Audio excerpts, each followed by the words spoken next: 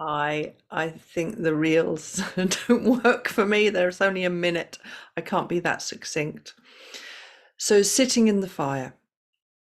So sitting in the fire really is like it's like a martial art. It's learning to stay cool, literally, when there's this fire, this inflammation, this anger, or whatever is going on around you. How do you hold your center and stay in that?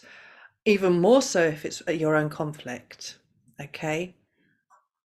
So when I started my process work training, and I'd already realized it before, but it's not until you start training like process work where you're working with conflict all the time, so we're working with inflammatory topics, because we're learning how to facilitate and it's conflict resolution. Okay. um, and so especially in the bigger groups, there'll be 100 plus people, so there'll be 50 people being angry and I'd be knocked out. I'd fall asleep. So it used to be very extreme for me, to have this being knocked out when there was anger present. um and I knew that's what it was, and I knew that I had to work through that within myself to find out, okay, I have this anger going on, and do that work. And then it got to a point where I was in a process. It was about Ireland. It's very rarely that the Irish got a voice in that sort of work, without going into the details of my family being Irish. So there was a small group of us, and what I really learnt, um, in that process was that ability to actually, literally, I was the one standing in the fire and holding that energy. I didn't have to talk or say anything. I just needed to channel that energy to keep that whole place cool enough for other people to talk. um and and that's the first time that not only did I recognize that it was becoming a skill, but the people there recognized it as well, which is always a lovely thing, right? When you have that reflected back to you. Um, and yeah, and I think, Kylie, you were saying in your comment about that heating up, that still happens, but what I'm doing is I'm removing that. It's like I'm removing that heat, and then it's like, oh, okay, this literally what I'm doing by sitting in the fire, I'm channeling it. And I think that's, in my astrological chart, as I was saying, I have very little fire, and I always thought it was a problem. um, I have Saturn in a fire sign, and that's it. And Saturn's like, the Lord of Karma, right? So it was like, oh, and so it's taken me a lot to learn as well, to motivate myself, to really get myself going. I know I'm fine once I get going, but suddenly I started to see this, oh, this is a gift, right? Because I can just literally, whether it's a sort of the spiritual fire, it's almost like I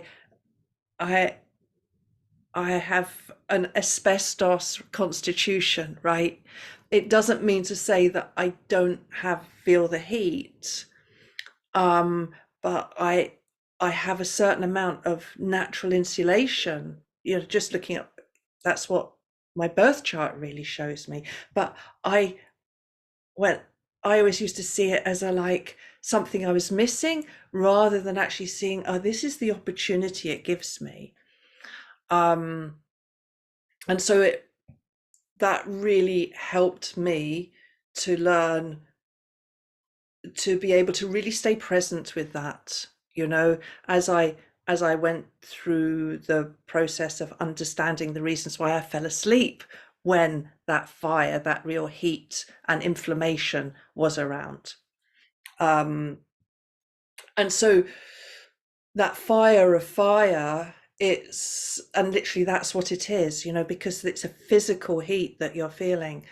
Sometimes I can cool that down, but I can't say that I do that deliberately.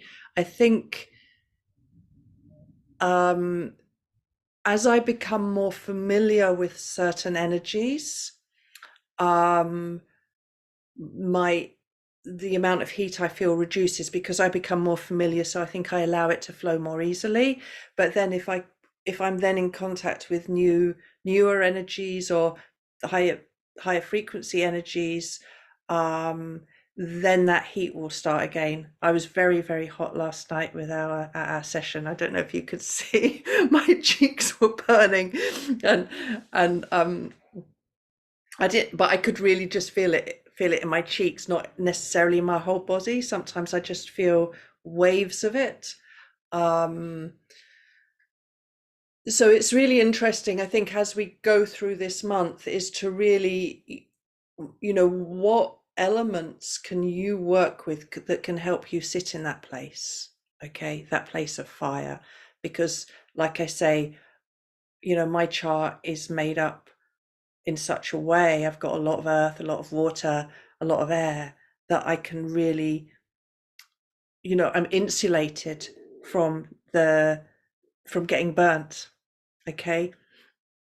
And maybe if your constitution is different, is how can you um protect yourself from that? How can you be in those heated situations, um whether that's like a metaphysical heat or an actual heat through like conflict, and how can you just allow that energy just to flow through in a way where it's not going to burn you. you know I think in one of the questions I'm saying about, what do you use when you physically get burnt? I've got aloe vera plants around. I have a few remedies that I use. So what can you use as a salve, and how can you apply that, say, metaphysically or psychologically, in a way um, that can create that layer of insulation and protection, um, in those more heated situations. And also, the benefit of that is passion. Our passion, our desires, this creative energy, it's passionate. And passionate is so close to anger.